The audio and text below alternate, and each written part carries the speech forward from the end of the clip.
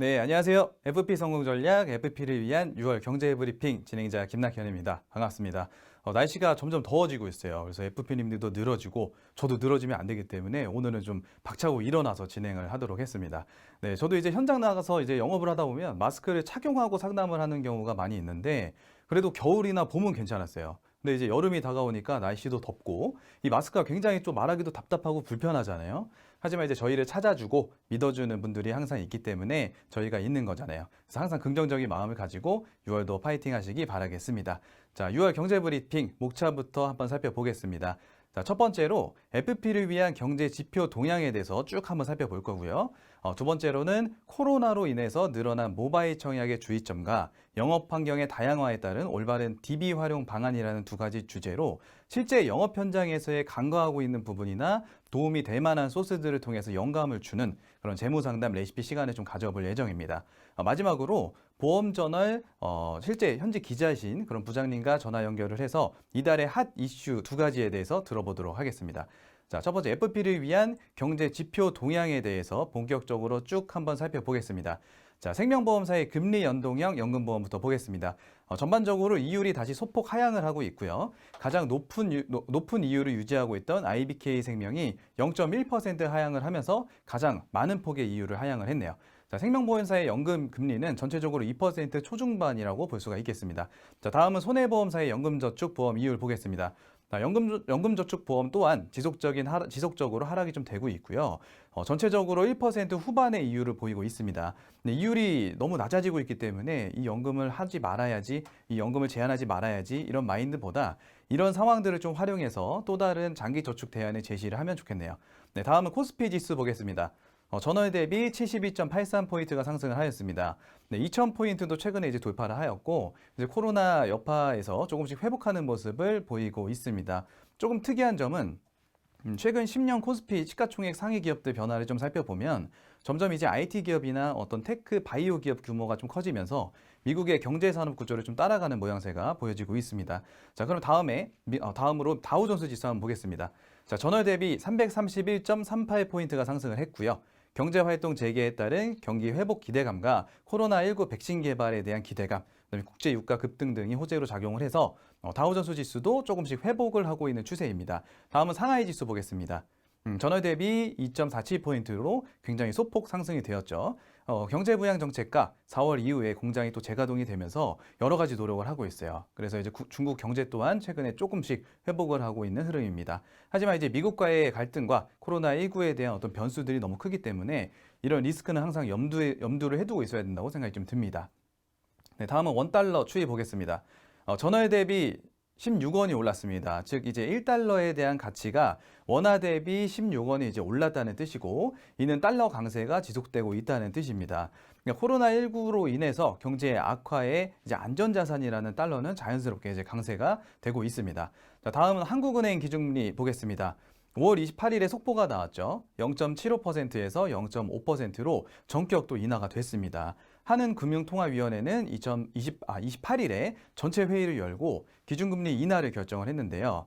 현실적으로는 이제 낮출 수 있는 기준금리를 최저치까지 낮췄다는 그런 분석입니다.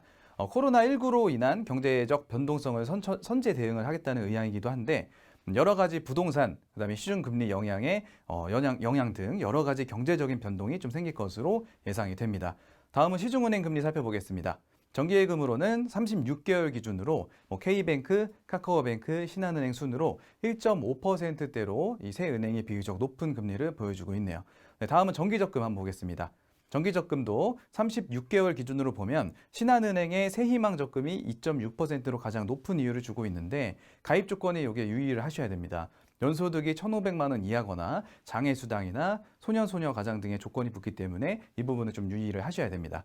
자, 다음은 실제 영업 현장에서 간과하고 있는 부분이나 도움이 될 만한 소스들을 통해서 이제 영감을 주는 재무상담 레시피 시간입니다. 두 가지 주제에 대해서 이야기를 좀 해보려고 하는데 첫 번째는 코로나19로 인해서 급격히 늘어난 이제 모바일 청약에 대한 주의점입니다. 코로나19 사태로 많은 변화가 생겼죠. 화상회의, 화상수업, 대학교에서도 이제 화상 강의 같은 것도 하고 되게 많은 변화들이 생겼는데 영업 현장에서도 많은 변화가 생겼습니다. 바로 이제 모바일 청약에 이제 모바일 청약률이 굉장히 늘어났다는 건데 모바일 청약은 비교적 편리하다고 느낄 수 있는 부분이 많이 있습니다. 실제 서류에 하나하나 서명을 하는 절차라든가 대면을 이제 몇 번씩 가면서 이제 상담을 하는 어떤 소모를 좀 줄였다든가 사실 장점과 단점을 비교하면 장점이 훨씬 많은 이 청약 방법이라고 말을 할 수는 있습니다. 하지만 이렇게 편리해지면서 FP들이 조금씩 간과하고 있는 부분도 생겨나고 있습니다. 그러니까 간과하고 있는 부분 중에 하나는 바로 이 정보 전달에 대한 미흡입니다. 가장 기본적인 부분이죠. 실질적으로 어르신을 만나 뵙고 보장에 대한 정보 전달을 한다고 할 때 핸드폰에 있는 작은 글씨들을 제대로 이해하기가 쉽지는 않습니다.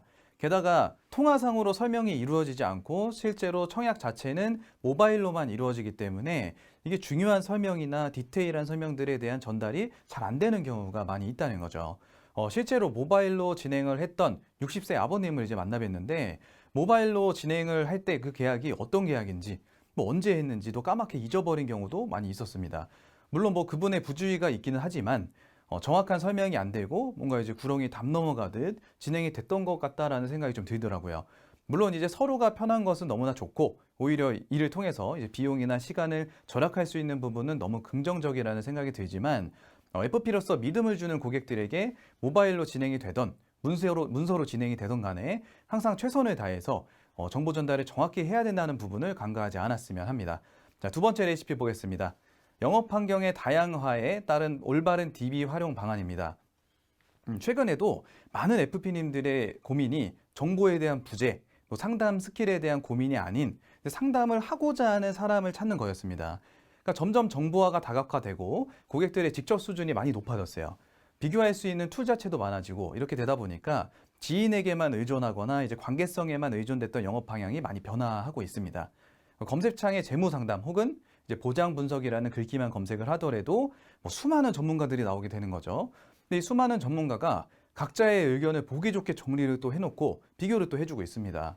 또한 이제 그 TV 채널을 돌리게 되면 보험을 전문적으로 비교하고 객관적으로 공신력을 갖고 알려주는 전문가들도 심심치 않게 볼 수가 있습니다. 유튜브는 말할 것도 없죠. 네, 영업 환경의 패러다임이 조금씩 변화하고 있음을 인지하고 있는 FP들이 점점 많아지고 있습니다. 그러다 보니까 DB를 활용하는 FP들도 또한 같이 늘어나고 있습니다. 그러니까 DB를 활용하거나 잘 사용하기 위해서 저는 기본적인 마인드 확립을 좀 해야 되는 게 중요하다고 좀 말씀을 드리고 싶은데 그 중에 딱 한 가지만 오늘 좀 말씀을 드리고 싶습니다. 전문가적 이미지를 좀 구축을 해야 된다는 겁니다. 그러니까 물론 지식도 부족한데 전문가적 이미지만 구축을 하라는 의미는 당연히 아닙니다. 그러니까 DB 고객은 나를 처음 보는 사람이 될 수밖에 없죠. 그럼 결국에 내 첫 이미지를 보고 어느 정도 느낌을 얻습니다. 이 사람이 정말 나에게 도움이 될 만한 사람인지 확신이 되지 않으면 만남 자체도 잘 진행이 되지 않는 경우가 많이 있죠. 그러니까 다시 한번 나의 이미지를 돌아보고 전문가적 지식과 이를 소통할 수 있는 화법이 잘 정돈되어 있는지를 체크하는 것이 중요하다는 생각이 듭니다. 이런 부분은 사실 어떤 DB 영업에 대한 국한된 내용은 아니겠죠. 또한 내가 어떤 차별성을 갖고 있는지도 한번 돌이켜보는 것도 필요하다고 생각이 듭니다. 그러니까 내 지인 FP와 혹은 내가 소개받은 FP보다 내가 차별성이 없다면 굳이 처음 보는 FP를 선택할 이유는 없겠죠. 그러니까 차별성은 다시 말해서 이제 매력이라고도 말씀을 드리고 싶은데 내 매력이 어떤 건지 어떤 부분이 나한테 장점이 되고 어떤 부분이 단점이 될 수 있는지를 이번 기회를 통해서 한번 점검을 해보고 바뀌는 영업 환경에 대해서도 이렇게 의연하게 대처할 수 있는 FP들이 되었으면 좋겠습니다. 네, 다음은 FP를 위한 이달의 핫 이슈입니다. 이달의 핫 이슈를 현직 기자님인 최한희 부장님과 전화 연결해서 한번 들어보는 시간 갖도록 하겠습니다. 네, 여보세요? 예, 안녕하십니까. 네, 보험대행 최현호 부장입니다. 네, 안녕하세요, 부장님. 예, 네, 최근 이제 기사를 봤는데 이제 어린이 킥보드 사고가 급증을 하고 있다. 알아두면 좋은 어린이 보험이 있다. 뭐 이런 내용이 있더라고요. 예, 맞습니다. 네, 사고가 좀 급증을 하고 있나 봐요. 예, 맞습니다. 2005년도 대비 2019년도 26%나 증가하고 있고요. 네. 이 미취학 아동에 있어서는 킥보드, 그리고 취학 아동에 있어서는 자전거나 롤러스케이트 사고가 급증하고 있습니다. 몇 년 만에 26%나 지금 증가를 했는데 예, 예. 어린이들이 이제 저는 보통 이제 집에서 컴퓨터하고 게임하고 이렇게 좀 안 나가 놀 줄 알았더니 사고가 이렇게 급증을 하고 있나 봐요. 예, 아파트 주변에서 킥보드를 많이 타는 것 같습니다. 그러면 이런 승용 스포츠의 유형은 좀 어떤 게 있을까요? 스포츠를 타다 보면은 네, 그 얼굴이 찍히거나 네, 골절상을 입거나 네. 넘어져서 그 치아가 손상되거나 그런 등등의 그 사고가 있습니다. 음, 그러면 이게 어린이 승용 스포츠 사고에 대한 보험이랑 어린이 보험이랑 어떤 좀 보장이 관련이 좀 있을까요? 네, 그 넘어져서 얼굴이 찢기거나 뭐 골절살 이런 것들은 익히 어린이 보험에서 보장을 해줬는데 네, 그 치아가 깨지거나 이런 부분은 과거에는 없다가 최근에는 보장이 되는 부분과 보장이 안 되는 부분을 약관에 구분해서 네. 치아 파절도 보장을 하고 있습니다. 저희가 이제 특약을 구성하다 보면 골절 진단비가 있고 골절 진단비, 치아 파절 제외 이렇게 돼 있거든요. 예, 맞습니다. 그러면 어린이 보험에는 이 골절 진단비, 치아 파절 제외라고 안 적혀 있는 거는 치아 파절이 돼도 이렇게 보장이 다 된다는 말씀이신 거네요. 예, 맞습니다. 이런 부분은 되게 도움이 많이 될 것 같은데, 그럼 만약에 어린이들이 이제 킥보드를 타고 가다가, 예, 예. 뭐 실수로 차에 이게 사이드 미러를 치거나 이랬을 때는 좀 그 실수에 대해서 보장을 받을 만한 게 좀 있을까요? 이게 어린이 보험 자체는 어린이 사고 본인에 대한 보장이기 때문에 네, 그 별도로 어린이 특약에 선택할 수 있는 일상 배상 특약을 가입해야 네. 어린이가 뭐 남의 차를 손상시키거나 이랬을 때 보상을 받을 수 있습니다. 그 부분 꼭 알아두셔야 될 것 같습니다. 일상생활 배상 책임을 통해서 상대방의 배상 책임이 있을 때 이제 배상을 할 수 있다. 예, 예, 맞습니다. 이런 부분은 좀 반드시 챙겨가야 될 것 같네요. 예, 예. 다음 기사를 좀 보니까 이제 무해지 보험의 붐 끝나나 금융당국 상품 설계 제한 검토를 하고 있다고 해요. 예, 예, 맞습니다. 네, 무해지 상품 규제 배경이 좀 어떻게 되는 건가요? 무해지 상품은 일반 종신보험이 배정률 인하로 계속 그 보험료가 오르다 보니까 네, 보험사에서 좀 저렴하게 만든 상품인데요. 네, 네, 그 저렴하게 만든 상품이다 보니까 저렴하게 만들려면은 그 방법이 있어야 되는데 그거를 납입 기간 중에 해약환급금이 없거나 뭐 30%만 준다거나 50% 준다거나 70% 준다거나 이런 형태에서 보험료를 인하해 줬거든요. 네. 근데 이제 인하를 해주다 보니까 나중에 보험료는 적게 나고 해약환급금은 일반형 종신보험과 동일하게 받다 보니까 이 상품을 보장성이 아닌 저축성으로 판매하는 불안전 판매 요소가 있다는 게 금융감독원의 시선이에요. 음, 그러다 보니까 3월부터 TFT를 구성해서 무해지보험의 보장성 기능을 죽이는 저축 기능을 약화시키는 노력을 지금 추진하고 있습니다. 그러니까 납입 기간이 끝나면 해지하금이 높게 차는 거를 이용해서 이게 이제 저축이다 이렇게 불안전 판매가 좀 되는 사례가 예, 많았나 봐요. 예, 실제로 또 그런 그 효과도 있어요. 음, 근데 우리 지금 시청하고 계신 FP님들도 무해지 환급형 보험을 많이 이제 판매를 하고 계실 텐데 이게 이제 변화가 생긴다고 막 이렇게 고려를 하고 있다 그랬는데 어떻게 좀 변화가 생길 예정인가요? 지금 그 금융감독원 TF팀에서는요, 네, 그 지금 20, 30% 저렴한 보험료를 납입하고 납입 완료 시점에는 일반형 보험료에 해약환급금을 주지 않습니까? 네, 그렇죠. 네, 그 부분을 그냥 현재 20, 30% 낮은 납입보험료 기준의 100%로 변경하는 안과 아예 그 저축성 요소로 그 활용하는 무해지보험과 30% 해지환급금 유형을 아예 못 팔게 하는 방식 두 가지 유형으로 상품 규제를 하려고 검토 중에 있습니다. 음, 그러니까 조금이라 좀 애매한 요소들을 아예 없애버리겠다. 네, 그렇죠. 음, 어쨌든 저렴하면 해약환급금을 조금 낮추겠다는 의도죠. 실제로 이게 불안전 판매가 아니고 이제 완전 판매가 되면 고객분들 같은 경우는 보장을 조금 더 저렴하게 가져갈 수 있어서 좋고 설계사 입장에서는 어떻게 보면은 조금 더 좋은 보장을 챙겨줄 수 있어서 좋은 건데 이게 조금 불안전 판매 때문에 피해를 보는 사람들이 많을 것 같아요. 예, 예, 맞습니다. 네, 그럼 이게 이제 시행이 된다고 하면 좀 언제부터 된다 뭐 이런 좀 얘기가 있나요?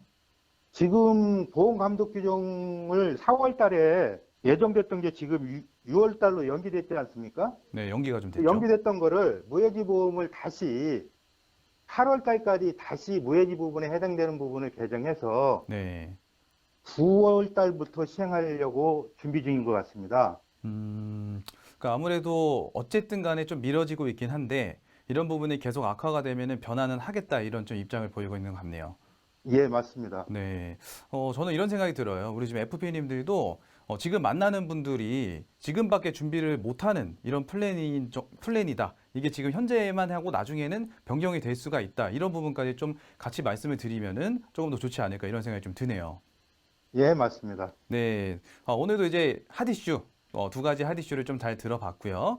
이걸로 이제 6월 경제 브리핑 마치도록 하겠습니다. 네, 다음 7월 달에는 조금 더 좋은 정보 가지고 찾아뵙도록 하겠습니다. 네, 감사합니다.